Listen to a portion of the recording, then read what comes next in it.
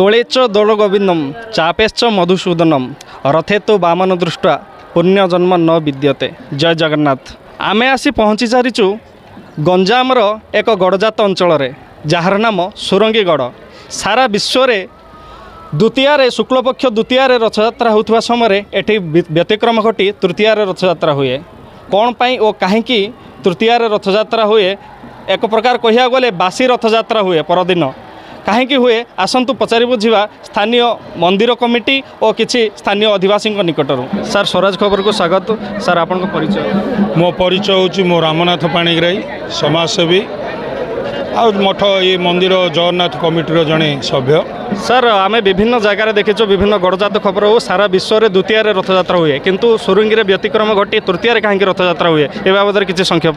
ଏଇଟା ପରମ୍ପରା ଅନୁଯାୟୀ ମହାରାଜଙ୍କ ଅମଳରୁ ଏଇଟା ସବୁବେଳେ ପୁରୀ ଜଗନ୍ନାଥ ମନ୍ଦିରର ଜଗନ୍ନାଥଙ୍କର ରଥ ଟଣା ଯେବେ ହୁଏ ତା ପରଦିନ ହିଁ ସୁରଙ୍ଗୀର ରଥ ଟଣା। ଏ ପରମ୍ପରା ଏ ବି ଯେଉଁ ଆବାହନ କାଳରୁ ସୁରଙ୍ଗୀ ରଥଯାତ୍ରା ଯେବେଠାରୁ ଆରମ୍ଭ ହୋଇଛି ସେବେଠାରୁ ଏଇ ରଥଯାତ୍ରା ଏମିତି ଚାଲିଛି, ତା ପରଦିନ ହୁଏ। କାହିଁକି କହିବା ହେଉଛି, ଯାହା ଆମେ ତ ପିଲାମାନେ ଶୁଣିବାକୁ ପାଉଛୁ, ଆଗରୁ ଲୋକ ରଥଯାତ୍ରାରେ ହଉନଥିଲେ, ଯଦ୍ୱାରା ରଥ ଟାଣିବାର ଅସୁବିଧା ହେଉଥିଲା, ଯାହାକୁ କି ପରମ୍ପରାରେ ଏଇ ରଥ ହାତୀ ଦ୍ୱାରା ଟଣାଯାଉଥିଲା। ଯେତେବେଳେ ସେ ଜିନିଷ ବନ୍ଦ ହେଲା ତାପର ଇଏଠୁ ଏଇ ଜିନିଷ ତା ପରଦିନଠୁ ଲୋକଙ୍କର ସମାଗମକୁ ନେଇକିରି ରଥ ଟଣା କାର୍ଯ୍ୟକ୍ରମ ଚାଲିଛି। ଆଜ୍ଞା, ଏ ବାବଦରେ ପ୍ରଶାସନ ସବୁ କ'ଣ ସବୁ ସୁରକ୍ଷା ଓ ପଦକ୍ଷେପ ନେଇଛି ଏ ବାବଦରେ କିଛି କହିବେ କି? ପ୍ରଶାସନ ସବୁଥିରେ ଆପଣଙ୍କର ଏକ୍ଜିକ୍ୟୁଟିଭ ମାଜିଷ୍ଟ୍ରେଟ୍ ଯେଉଁ ଅଛନ୍ତି ଆମର, ଯିଏକି ତହସିଲଦାର, ସିଏ ସକାଳଠୁ ଆସି ଏଠି ଭାଗ ନେଇଛନ୍ତି।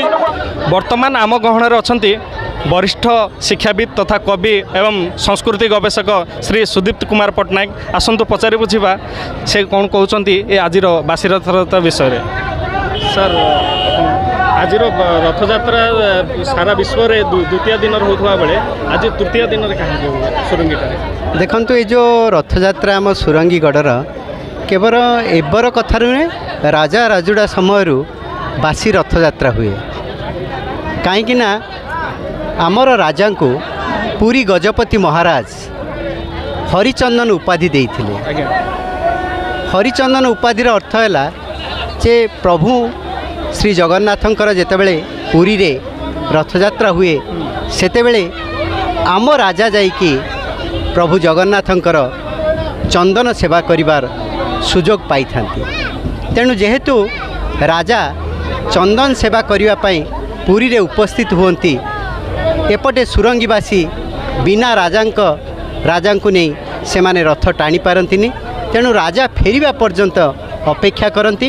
କିନ୍ତୁ ଯେଉଁଦିନ ପୁରୀରେ ରଥଯାତ୍ରା ହୁଏ ସେଇଦିନ ରଥକୁ ଜଗନ୍ନାଥ ମହାପ୍ରଭୁ ବିଜେ ହୋଇଯାଆନ୍ତି। ଭକ୍ତମାନେ ତାଙ୍କୁ ରାତିରେ ନେଇ ପହଣ୍ଡି କରିଦିଅନ୍ତି। ତାର ପରଦିନ ରଥ ଟଣା ହୁଏ। ଆଉ ଗୋଟେ କଥା ହେଉଛି ଯେ ଆଜି ଯେଉଁ ଆପଣମାନେ ରଥ ଦେଖୁଛନ୍ତି, ଏବେ ତ 8 ଚକ ଦେଖୁଛନ୍ତି, କିନ୍ତୁ ସେଇ ସମୟରେ ରଥ 16 ଚକ ଥିଲା, ଆହୁରି ଉଚ୍ଚା ଥିଲା, ଆହୁରି ଓଜନିଆ ଥିଲା। ତେଣୁ ସେଇ ରଥକୁ ଟାଣିବା ପାଇଁ ଯେତିକି ସଂଖ୍ୟାରେ ଲୋକ ଆବଶ୍ୟକ ସେତିକି ଲୋକ ମିଳୁନଥିଲେ। ତେଣୁ ଲୋକମାନଙ୍କୁ ଅପେକ୍ଷା କରାଯାଉଥିଲା। ଯେହେତୁ ସମସ୍ତେ ପାଖରେ ଚିକିଟି ଏବଂ ଜରଡ଼ା ରଥଯାତ୍ରାକୁ ଚାଲି ଯାଉଥିଲେ, ତେଣୁ ଏତେ ସଂଖ୍ୟାରେ ଲୋକ ଏଠି ପହଞ୍ଚୁ ନଥିଲେ, ଯାହାଫଳରେ ରଥକୁ ଟାଣିକି ମାଉସୀ ମା ମନ୍ଦିରକୁ ପହଞ୍ଚାଇ ଯାଇପାରିବ।